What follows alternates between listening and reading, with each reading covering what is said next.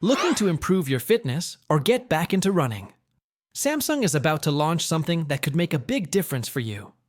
With its upcoming software update, One UI 8, Samsung is introducing a smart new feature for Galaxy Watch users. A running coach that acts like your personal trainer, and it's completely free to use. Unlike some fitness apps that charge a monthly fee or require add-ons, this built-in running coach is part of the One UI 8 update and works directly through your Galaxy Watch. It's designed to help users at all fitness levels, from beginners to experienced runners, by offering personalized plans based on their current abilities. Samsung has already included some impressive health tools in its watches: heart rate tracking, VO2 max for measuring oxygen use, running pace, and even sweat tracking. But this new running coach is more than just a tracker. It actively guides your training with plans designed specifically for you. You won't be stuck following a general routine. Instead, it builds a program based on your performance and updates it as you progress. To get started, you'll need to complete a simple test. Run as far as you can in 12 minutes. That one run helps the watch understand your fitness level. After that, it creates a training schedule that matches your current condition. This means you won't be overtraining or taking on more than your body can handle. As you improve, the watch runs regular check-ins, called level-up assessments, to see how you're doing and adjust your plan as needed. One of the best parts is the real-time feedback. While you're running, the coach keeps an eye on your heart rate and gives you updates on whether you should speed up or slow down. It's like having a real coach right there with you, keeping you on pace and making sure you stay safe. If you're just getting into running and don't know where to begin, this could be the help you need. It removes the guesswork and offers support at every step. Even seasoned runners might find value in having a structured plan and instant feedback.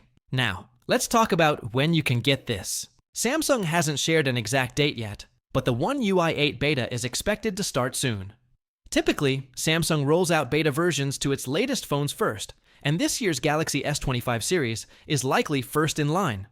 That includes the S25, S25 Plus, and S25 Ultra. These phones were part of the main launch earlier this year and are expected to join the beta program. However, the S25 Edge might not be included right away. Based on recent reports from insiders as of May 26th, Samsung hasn't yet developed a beta version for that model.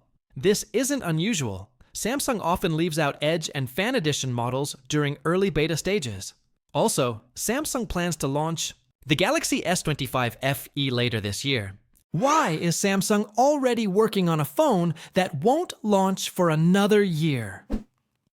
That's the question many people are asking after the first details about the Galaxy A57 just leaked, nearly a full year before its expected release.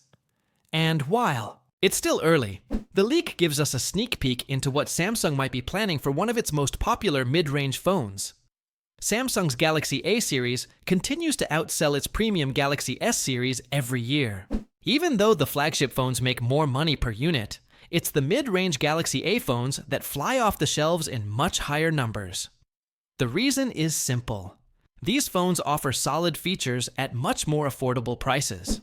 They also come in more models, which means Samsung can target a wider group of users, from budget-conscious buyers to those looking for something more powerful without going all the way up to a flagship. Normally, Samsung doesn't share any information about a new Galaxy A phone until much closer to its launch. But this time, a new leak from Galaxy Club has given us an early look at the Galaxy A57, which is expected to be released in March 2026. That's nearly a full year away, but it looks like Samsung is already laying the groundwork for the next step in the A series lineup. According to this leak, the Galaxy A57 will come with a better processor than the Galaxy A56. The upcoming phone is said to feature a brand new Exynos 1680 chipset.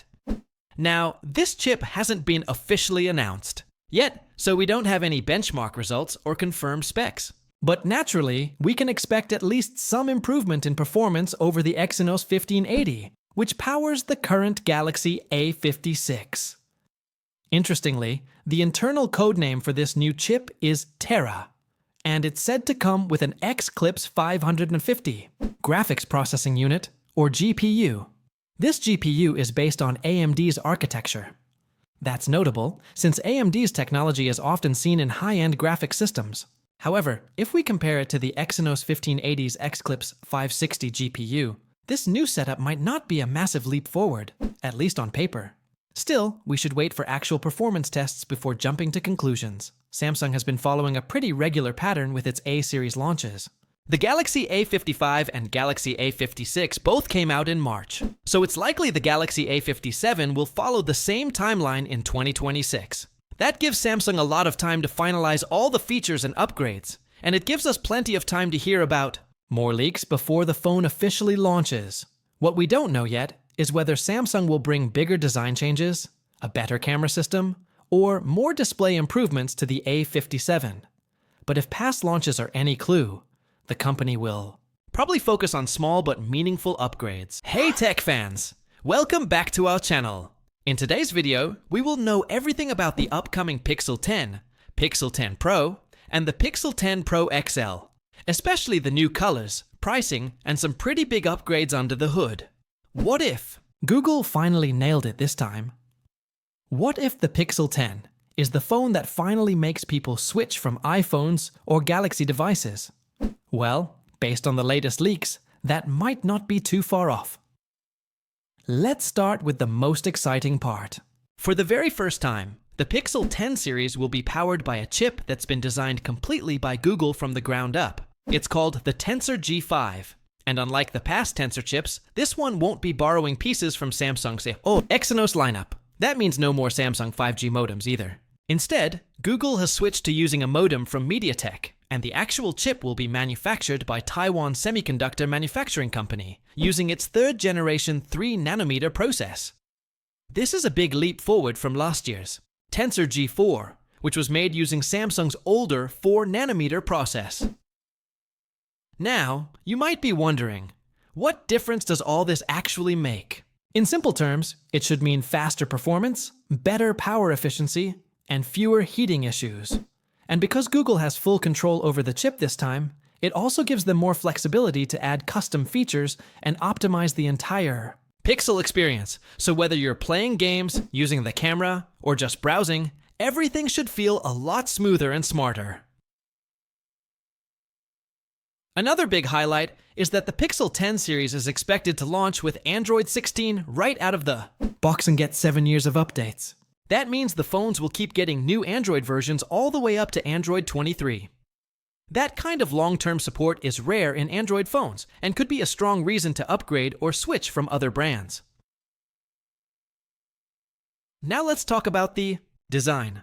A new leak has revealed the possible color options for the new Pixel phones. The regular Pixel 10 might come in Obsidian, which is basically black, a new blue shade, a purple color called Iris, and a bright yellow version named Limoncello. As for the Pixel 10 Pro and the Pixel 10 Pro XL, they're expected to be available in Obsidian again, along with green, sterling, which is a gray tone, and porcelain, a soft white. As for the pricing, it looks like Google is sticking with familiar numbers.